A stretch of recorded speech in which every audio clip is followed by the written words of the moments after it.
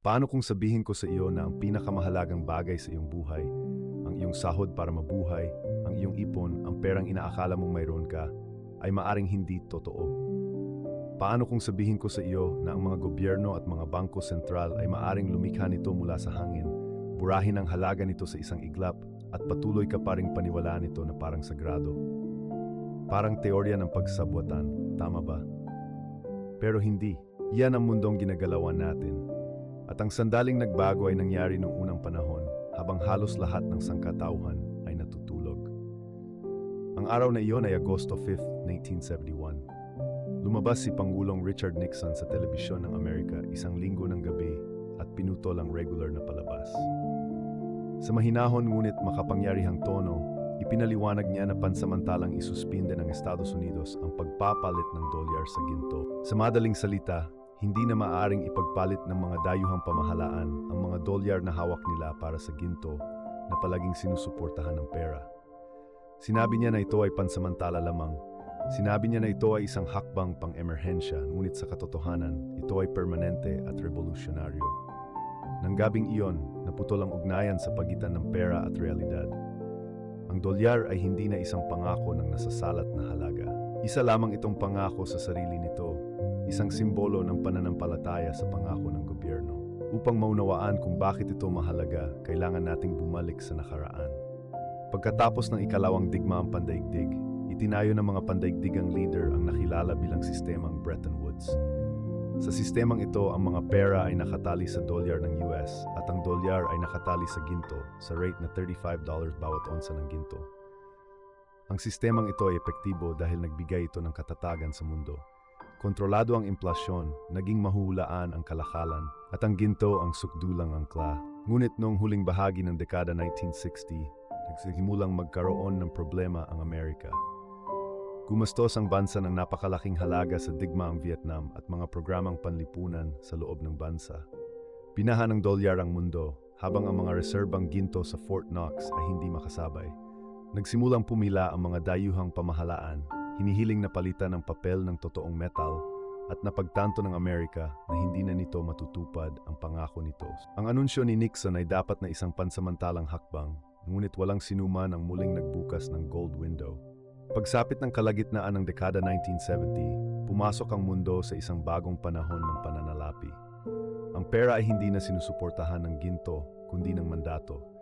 Tinawag ito ng mga ekonomista na legal tender, na nagmula sa Latin na fiat, na nangangahulugang hayaang mangyari ito. Sa katotohanan, nangangahulugan ito na umiiral ang pera, dahil lamang sa sinabi ng gobyerno na umiiral ito. At sa unang pagkakataon sa modernong kasaysayan, wala nang anumang natural na limitasyon sa dami ng pera na maaring malikha. Kapansin-pansin, ang prosesong ito ay tahimik na naganap. Walang mga kaguluhan sa mga lansangan kinabukasan. Nagtitinda pa rin ng pagkain ng mga tindahan. Natatanggap pa rin ng mga manggagawa ang kanilang mga sahod. Nanatili ang ilusyon, ngunit sa ilalim ng ibabaw, isang malalim na pagbabago ang naganap. Pumasok ang sangkatawan sa isang mundo kung saan ang tiwala, hindi ang kakulangan, ang naging pundasyon ng sistemang pinansyal. At nang ang tiwala ang naging tanging angkla, binigyan tayo ng kasaysayan. Alam na sandali na lamang bago lumitaw ang mga bitak, dahil hindi ito ang unang pagkakataon na ang pera ay nahiwalay sa realidad. Mapait na natutunan ng mga Romano ang aral na iyon. Ang kanilang mga barya, na dating gawa sa purong pilak, ay unti-unting pinalabnaw ng mga emperador na desperado na pundohan ang kanilang mga hukbo at karangyaan. Pinawasan ni Nero ang nilalaman ng pilak sa denarius ng halos 1/4. Mas lumalim pa ang ginawa ng ibang mga pinuno, hanggang sa ang mga barya ay mga haluang metal na tanso na may manipis na patong na pilak. Tumaas ang implasyon, gumuho ang tiwala, at bumalik ang mga tao sa pakikipagpalitan. Isang imperyong dating ipinagmamalaki ang kaayusan nito ang nakakita ng pagguho ng ekonomiya nito dahil hindi na pinagkakatiwalaan ang pera nito. Pagkalipas ng ilang siglo, ang dinastyang Yuan sa China ay nag-eksperimento sa isa pa, perang papel. Sa una, ito ay mahusay, magaan, maginhawa at madaling dalhin sa malalayong distansya. Ngunit di nagtagal, napagtanto ng mga emperador ang tukso na kinakaharap ng bawat pinuno. Bakit mo binubuwisan ng mga tao kung maaari mo lang i-print ang kailangan mo? Ang mga palimbagan ay tumatakbo ng buong kapasidad at lumalago ang kumpiyansa. Tumanggi ang mga mangangalakal sa perang papel. Umiral ang inflasyon at ang malaking proyektong iyon ay natapos sa pagbagsak. Nakikita mo ba ang padron? Nagbabago ang teknolohiya, nagbabago ang mga siglo, ngunit nananatili ang tukso. Sa tuwing mahihiwalay ng mga nasa kapangyarihan ang pera mula sa tunay nitong halaga, ginagawa nila ito. At sa bawat pagkakataong gagawin nila, ang publiko ang magbabayad ng halaga. Kaya naman ang hakbang ni Nixon noong 1971 ay hindi isang nakahiwalay na pangyayari. Isa na naman itong paulit-ulit na pagbabalik-tanaw sa isang napakandang kanta. Ang pagkakaiba sa pagkakataong ito ay ang laki. Bumagsak ang Roma, ngunit nagpatuloy ang mundo. Nabigo ang dinastyang Yuan, ngunit nanatili ang kalakalan sa ibang lugar. Ngunit ang dolyar noong 1971 ay hindi lamang ang pera ng Estados Unidos. Ito ang gulugod ng pandaigdigang sistema. Nang talikuran nito ang ginto, sumunod ang buong mundo. Lumulutang ang mga pera. Nag-eksperimento ang mga bangko sentral at natuklasan ng mga pamahalaan ang matamis na lunas ng walang limitasyong utang. Sa una, tila gumagana ang lahat. Hindi na nakatali sa ginto, maaring ibaba ng mga bangko sentral ang mga rate ng interes upang pasiglahin ang paglago. Maaring gumastos ng malaya ang mga pamahalaan dahil alam nilang maaari nilang palaging ilipat ang utang at umangkop ang publiko. Masakit ang inflasyon noong dekada 1970, ngunit pagsapit ng dekada 1980 at 1919, tila naging matatag ang mga bagay-bagay. Isang bagong teorya ang lumitaw, na maaring manipulahin ng mga bangko sentral ang ekonomiya tulad ng isang inhinyero na nagpaganda ng isang makina.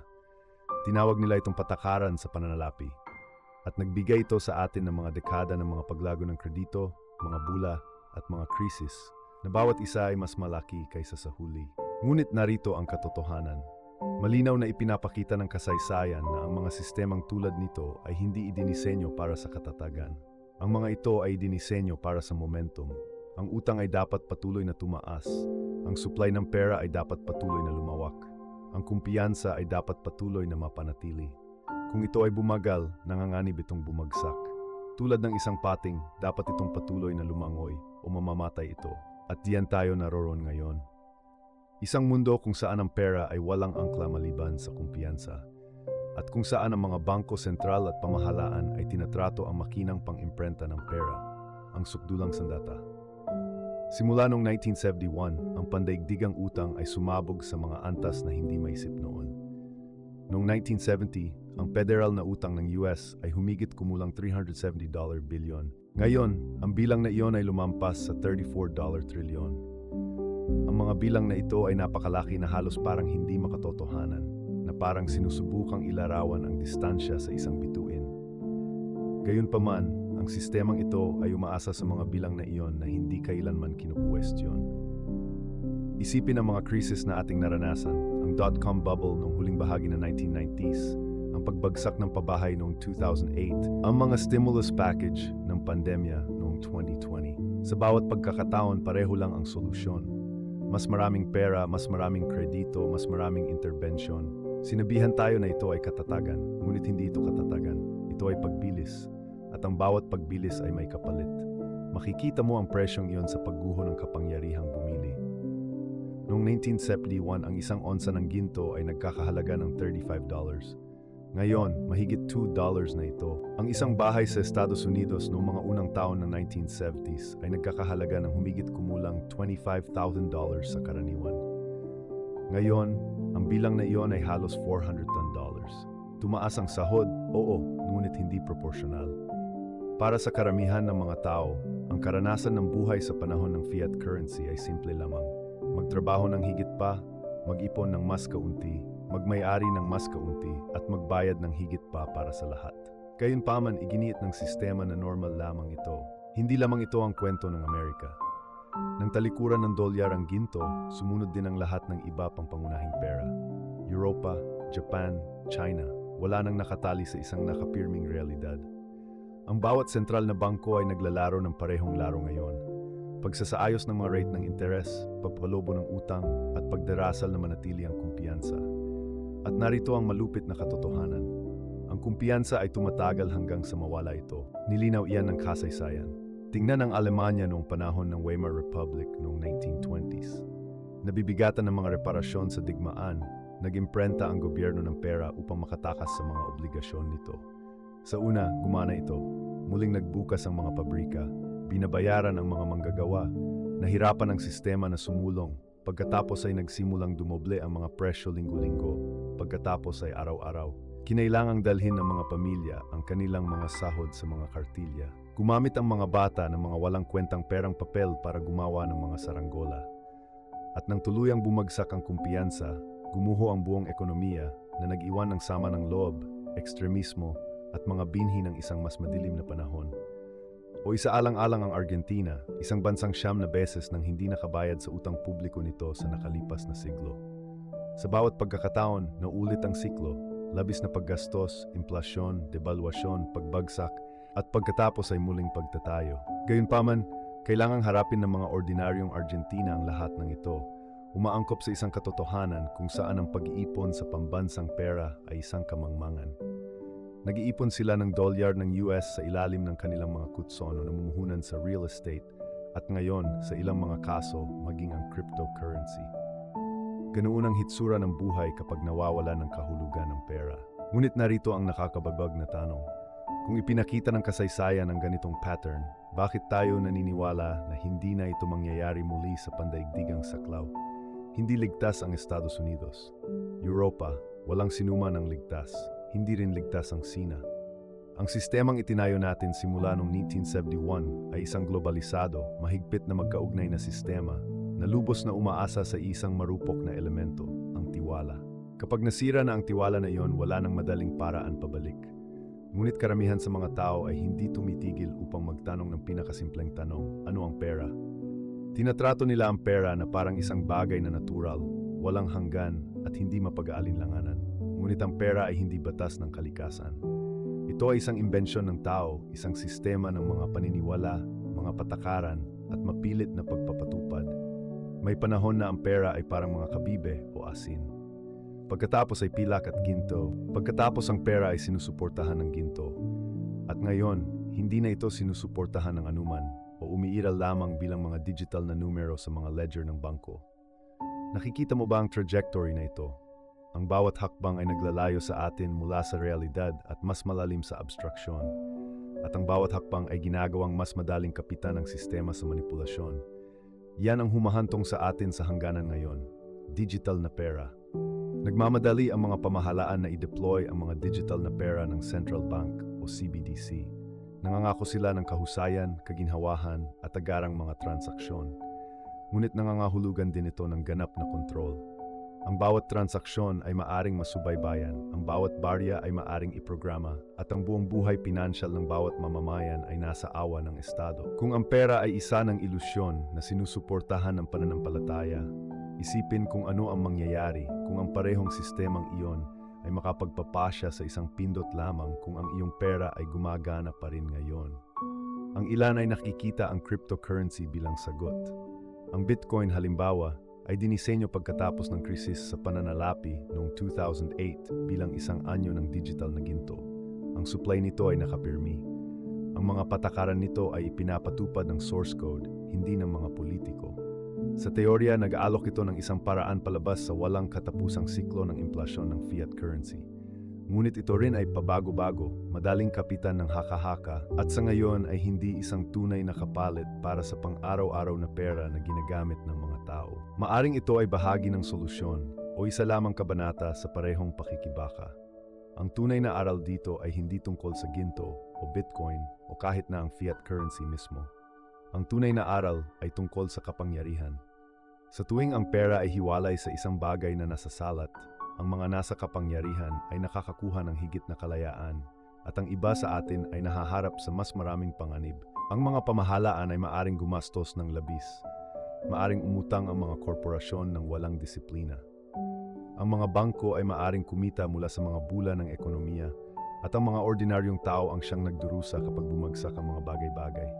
Ito ay isang siklo. Ito ay isang patibong. At nagsisimula ito sa araw na ang pera ay hindi na isang bagay na totoo. Kaya ano ang gagawin natin sa realisasyong ito? Una, ititigil natin ang panlilinlang sa ating sarili. Titigil tayo sa pagsasabi sa ating sarili na hindi mahalaga ang utang, na ang inflasyon ay pansamantala lamang, na ang mga pamahalaan ay laging alam ang kanilang ginagawa. Tinitingnan natin ang kasaysayan at kinikilala ang mga palatandaan. Pangalawa, pinoprotektahan natin ang ating sarili hindi sa pamamagitan ng paghabol sa isang mahiwagang asset, ngunit sa pamamagitan ng pag-unawa sa sistema kung ano talaga ito, isang makinang itinayo sa tiwala, at isa na sa malaot madali ay masisira. Ang edukasyon sa pananalapi ang panangga. Ang kaalaman sa kasaysayan ng ekonomiya ang sandata. Ang tunay na kayamanan ay hindi lamang pera. Ito ay kamalayan, katatagan, at ang kakayahang umangkop kapag ang mga ilusyon ay gumuho. Dahil ang kasaysayan ay hindi eksaktong naulit, ngunit ito ay tumutunog. Ang Roman denarius, ang perang papel ng China, sabi ng Weimar, lahat ng mga ito ay nagpapaalala sa atin ng parehong katotohanan. Kapag nasira ang tiwala, namamatay ang pera.